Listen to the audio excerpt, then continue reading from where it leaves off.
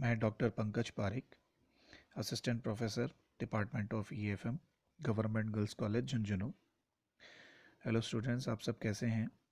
I hope आप अपने घरों में सुरक्षित होंगे, स्वस्थ होंगे। स्टूडेंट्स, पिछले वीडियो में मैंने आपकी कक्षा बीकॉम सेकेंड ईयर में जो जो विषय आपको पढ़ने हैं उनके बारे में चर्चा की थी। आपका प्रश्न पत्र का प्रारूप किस प्रकार का आता है उसके बारे में चर्चा की थी। और EAFM का जो सेकंड पेपर है, फाइनेंशियल मैनेजमेंट, जो मैं आपको पढ़ाने वाला हूँ, उसके सिलेबस के बारे में मैंने आपको विस्तार से बताया था। उसकी जो 5 यूनिट्स हैं, पांचों यूनिट्स में कौन कौन से टॉपिक्स न्यूमेरिकल हैं, कौन कौन से थ्योरेटिकल हैं, इसके बारे में हमने विस्तार से चर्चा की थी। तो इसी बुक फाइनेंशियल मैनेजमेंट की 5th यूनिट का एक टॉपिक है मैनेजमेंट ऑफ इन्वेंट्री। आपको वीडियो में दिखाई दिया होगा, मैनेजमेंट ऑफ इन्वेंट्री यानी स्कंद का प्रबंध, माल का प्रबंध। इस चैप्टर को हमें आज पढ़ना है। इस चैप्टर के बारे में, इस चैप्टर में क्या पढ़ना है, क्या क्या कैसे आपको सवाल सॉल्व करने हैं, उसके बारे में मैं आपको बताऊंगा। देखिए स्टूडेंट्स, ये जो चैप्टर है ये न्यूमेरिकल चैप्टर है। प्राय इसमें से न्यूमेरिकल क्वेश्चंस ही आते हैं, फिर भी हम इसे थ्योरी और न्यूमेरिकल दोनों तरीके से तैयार करेंगे। ये एक फार्मूला बेस्ड चैप्टर है। फार्मूले मैं आपको बताऊंगा, वो आप वीडियो को देख के, इसे देख के आप घर पे अपनी कॉपी में उतारें, लिखें, उनको याद करना होगा और फिर हम उसके बेस पे क्वेश्चंस को सॉल्व करेंगे। तो देखिए, इस चैप्टर में आपको कई चीज़ें पढ़नी है। मैंने आपको सबसे पहले 4 बिंदु इसके अंदर रखे हैं। पहली चीज़ मटेरियल लेवल्स है, यानी सामग्री के स्तर। दूसरा, हम इकोनॉमिक ऑर्डर क्वांटिटी, आर्थिक आदेश मात्रा क्या होती है, उसे कैसे निकालते हैं, इसके बारे में देखेंगे। और इसी से जुड़ी हुई टोटल कॉस्ट, कुल लागत हम कैसे निकालेंगे। और उसके बाद इन्वेंट्री कंट्रोल से जुड़े हुए जो रेशियोज हैं, हमें उनको पढ़ना है। उसके बाद इसमें ABC विश्लेषण और होगा, जो मैं आपको आगे बताऊंगा, अलग टॉपिक है। देखिए, सबसे पहले मटेरियल लेवल्स। मटेरियल लेवल्स में आपको वीडियो में दिखाई दे रहा है कि मैंने आपको 5 फॉर्मूलेज बताए हैं। 1 से लेके 5 तक फॉर्मूले मैंने आपको बताए हैं। तो सबसे पहले तो मैं आपको ये बता देता हूँ कि इसमें जो फॉर्मूलेज दिए हुए हैं वो किस चीज़ के फॉर्मूलेज दिए हुए हैं। देखिए, सबसे पहली चीज़ इसमें लिखी है रीऑर्डर लेवल। रीऑर्डर लेवल, इसको हिंदी में कहते हैं पुनः आदेश स्तर।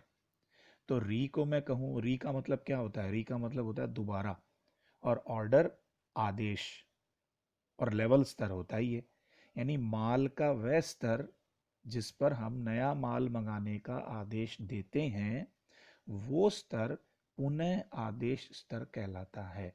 उसी को हम रीऑर्डर पॉइंट कहते हैं। दूसरा है maximum stock level. Maximum stock level यानी अधिकतम स्कंद का स्तर, अधिकतम माल का स्तर। और तीसरा मिनिमम स्टॉक लेवल, न्यूनतम माल का स्तर। चौथा एवरेज स्टॉक लेवल, जो माल का औसत स्तर होता है उसे एवरेज स्टॉक लेवल कहते हैं। और अंत में डेंजर स्टॉक लेवल यानी खतरे का स्तर। तो ये चारों पांचों चीज़ें क्या होती हैं, इनके फॉर्मूले लिखे हुए हैं, वो मैं आपको बताता हूँ। लेकिन मैं आपको एक छोटे से सामान्य से उदाहरण से इन बातों को आपको समझाना चाहता हूँ। मान लीजिए कि घर के बाहर आपने एक छोटी सी जनरल स्टोर की दुकान कर रखी है और वहाँ पे आप बिस्किट्स रखते हैं। मान लीजिए आप पार्ले जी के बिस्कुट्स रखते हैं। एक एजेंट आता है आपकी दुकान में और वो आपको नियमित पार्ले जी के बिस्कुट की का जो माल है उसको वो आपको सप्लाई करता है। उसने आके आपको कहा, हाँ साहब, पार्ले जी के बिस्कुट आपको देने हैं, कितना ऑर्डर लिखना है।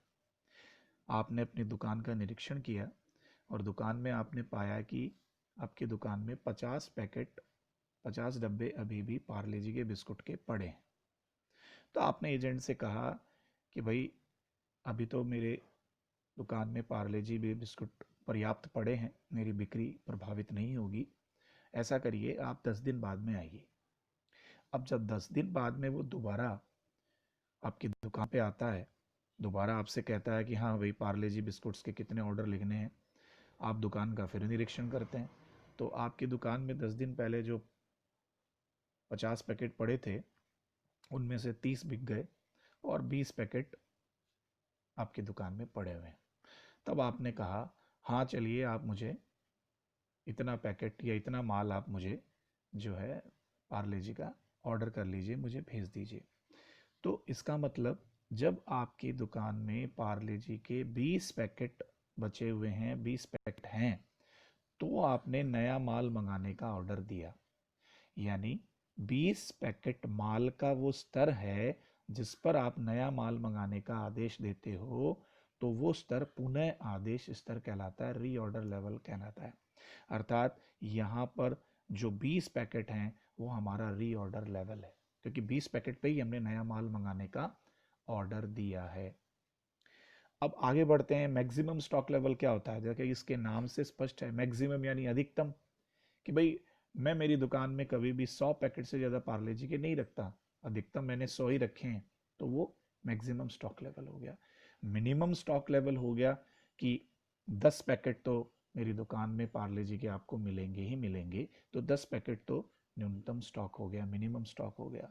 और डेंजर लेवल उससे भी कम हो गया। मान लीजिए आपकी दुकान में 5 ही पैकेट पार्ले जी के पड़े हैं, तो वो डेंजर है कि कभी भी यदि कस्टमर आ गए और उसने 5 से ज़्यादा बिस्कुट्स के पैकेट की डिमांड कर ली, तो उससे आपकी बिक्री प्रभावित होगी, आपको ग्राहक को मना करना पड़ेगा। इस प्रकार ये जो पांचों स्तर हैं, reorder level, maximum stock level, minimum stock level, average stock level और डेंजर स्टॉक लेवल क्या होते हैं, इसको मैंने आपको एक सामान्य उदाहरण से समझाया है। अब हम इसके फॉर्मूले देखते हैं। तो अब आप वीडियो पे ध्यान देंगे।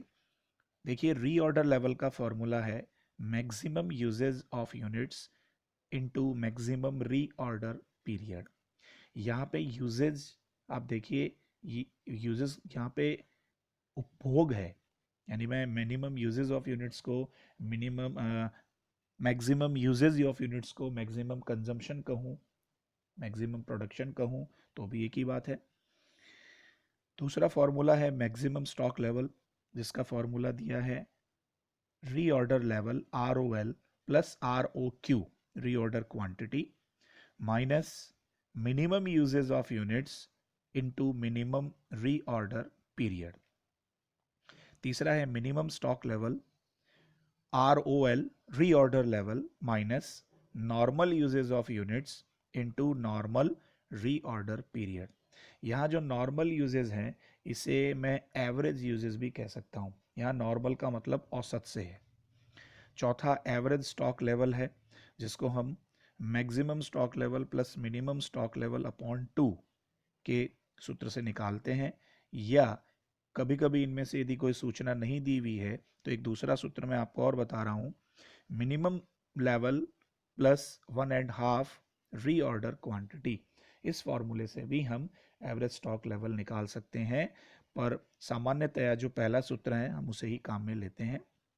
अंत में जो पांचवा बिंदु है डेंजर स्टॉक लेवल, उसको निकालने के लिए minimum usages of units into minimum reorder period सूत्र को हमें काम में लेना है।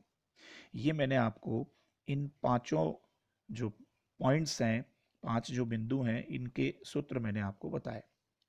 देखिए आगे वीडियो में लिखा है अल्टरनेटिव फॉर्मूलाज, वैकल्पिक सूत्र। कभी कभी हमें कुछ अन्य सूचनाएं दी हुई होती हैं और उनके बेस पे हमें रीऑर्डर लेवल निकालना होता है। उस रीऑर्डर लेवल को हम कभी कभी वहाँ पे रीऑर्डर पॉइंट भी कह देते हैं, ROP भी कह देते हैं। देखिए इसका फॉर्मूला लिखा हुआ है ROL is equal to L into UR plus S।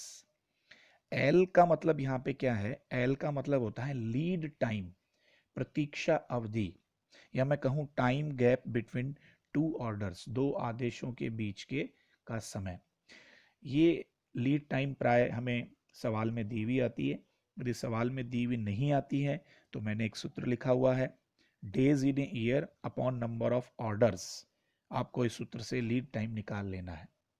Lead time को मैं आपको स्पष्ट करूं तो मान लीजिए जैसे आपने किसी माल मंगाने का आदेश 1 तारीख को दिया है और वो माल आपके पास में 5 तारीख को पहुंचता है, तो माल का आदेश देने के बाद माल आपके पास में पहुंचने तक के जो बीच की अवधि होती है, बीच का समय होता है, वह प्रतीक्षा अवधि कहलाती है, वह लीड टाइम कहलाता है। इसे हम सूत्र से निकाल लेंगे। अब इसमें नंबर ऑफ ऑर्डर्स यदि सवाल में दिया हुआ नहीं है तो आपको निकालना पड़ेगा। निकालने के लिए आप annual usages of units upon ROQ reorder quantity या EOQ से आपको निकाल लेना है। यहाँ पे एक बात आपको ध्यान रखनी है कि जो डेज इन ए ईयर है वो कहीं भी आपके सूत्र में आता है। डेज इन ईयर का मतलब एक साल में कितने दिन होते हैं। सामान्यतः हम एक साल में 365 दिन मानते हैं। यदि सवाल में ये दिया हुआ है कि आपको वर्ष में 300 दिन मानने हैं या 360 मानने हैं या इतने मानने हैं, तो आपको वही मानना है। लेकिन यदि प्रश्न में वर्ष के दिनों के बारे में कोई सूचना नहीं है तो आपको 365 दिन ही मानते हैं। आगे चलते हैं। आगे इसमें एक UR का मतलब होता है यूजेज रेट पर डे, प्रतिदिन उपभोग, एक दिन का उपभोग। यदि आपके पास वर्ष का उपभोग दिया हुआ है तो उसमें हम वर्ष के दिनों की संख्या का भाग देते हैं तो एक दिनों का उपभोग आ जाता है। बड़ी सिंपल सी बात है, annual usages of units upon days in a year. उसके बाद एस लिखा हुआ है, एस का मतलब होता है सेफ्टी स्टॉक यानी सुरक्षित स्कंद। तो जो मिनिमम स्टॉक है उसी को हम प्राय सेफ्टी स्टॉक मान लेते हैं। यदि नहीं दिया हुआ है तो UR यानी uses rate into days of safety, इन्हें आपस में गुणा करके मल्टीप्लाई करके भी हम सेफ्टी स्टॉक निकाल सकते हैं।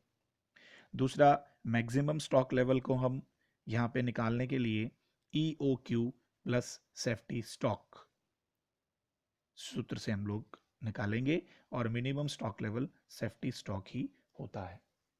अब देखिए जो सामग्री के स्तर हैं, इस सामग्री के स्तर में मैंने आपको जो फॉर्मूलाज हैं इसके, वो वैकल्पिक फॉर्मूलाज हैं इसके, उन दोनों फॉर्मूलाज के बारे में अपन ने यहाँ पे चर्चा की है। अब मेरा आपसे ये निवेदन है कि आप इसे देख के अपनी कॉपी में उतारेंगे और एक नोट्स भी आप अपनी कॉपी के अंदर बनाना शुरू करिए मैनेजमेंट ऑफ इन्वेंट्री का टॉपिक डाल के। अब जो मेरा नेक्स्ट वीडियो होगा उसमें मैं आगे की जो इसकी बात है कि EOQ क्या होता है, हम टोटल कॉस्ट कैसे निकालते हैं, ये सारी बातों पर अपन चर्चा करेंगे। और जब सूत्र हम पूरे देख लेंगे उसके बाद हम न्यूमेरिकल क्वेश्चंस सॉल्व करेंगे। तो ठीक है बच्चों, अंत में आप सभी से मेरा फिर निवेदन है कि आप घरों से बाहर न जाएं और बहुत ज़रूरी है जाएं तो मास्क का प्रयोग करें और भीड़ भाड़ वाले इलाकों में तो ना ही जाएं इस समय पे, और बार बार अपने घरों पे हाथ धोते रहिए और जिन चीज़ों को आप ज़्यादा छूते हैं उन्हें भी आप समय समय पर सैनिटाइज करते रहिए। और आशा करते हैं कि जल्दी हमें इस महामारी से छुटकारा मिले और हमारे महाविद्यालय में भौतिक रूप से कक्षाएं प्रारंभ हो सकें। पर तब तक हमें जो अवसर ऑनलाइन वीडियो के माध्यम से मिला है, हमें इसका पूरा पूरा फ़ायदा उठाना है। और जो चीज़ें मैंने आज आपको बताई हैं, आशा करता हूँ आप इसे देखेंगे, मनन करेंगे और अपनी कॉपी के अंदर लिखेंगे, याद करेंगे। तो बच्चों नेक्स्ट वीडियो में मैं आपको इसके आगे की बात बताऊंगा। ठीक है, ओके, बहुत बहुत धन्यवाद।